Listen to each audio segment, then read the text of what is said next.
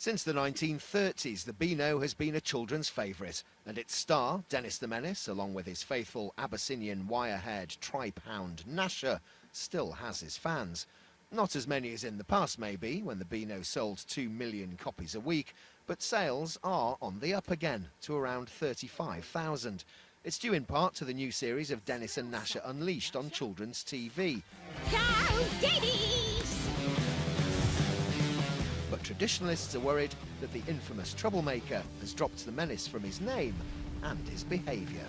Whether Dennis will maintain his comic existence in parallel to his TV one, because of course this is because he's on CBBC's, and if Dennis behaved the way he normally has done for the last 7 decades, all those BBC compliance officers, their heads would just explode with horror at his menacing. So obviously he's got to be toned down for that. I think maybe he might get a bit more menacing back in the pages of the Beano somehow. The upturn in comic fortunes in this digital age hasn't just affected the Beano.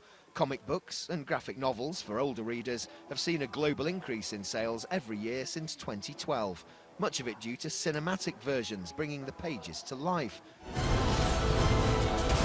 From big-screen blockbusters featuring old favourites like Batman and Superman to ratings-topping TV shows like The Walking Dead. The secret to a successful comic has always been to tell stories that people can relate to, even if they're set in a galaxy far, far away. Take Saga, for example.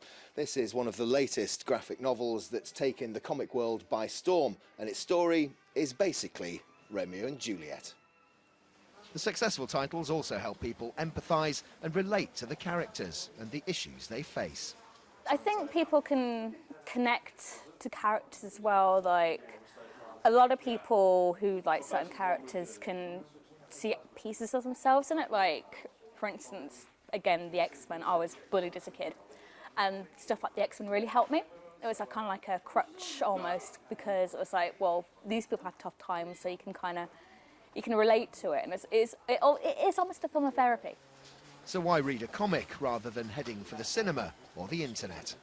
Comic books have been part of childhood and now adulthood for decades, and despite all the competition they now face, it looks like they're here to stay. Frazer Maude, Sky News, Birmingham.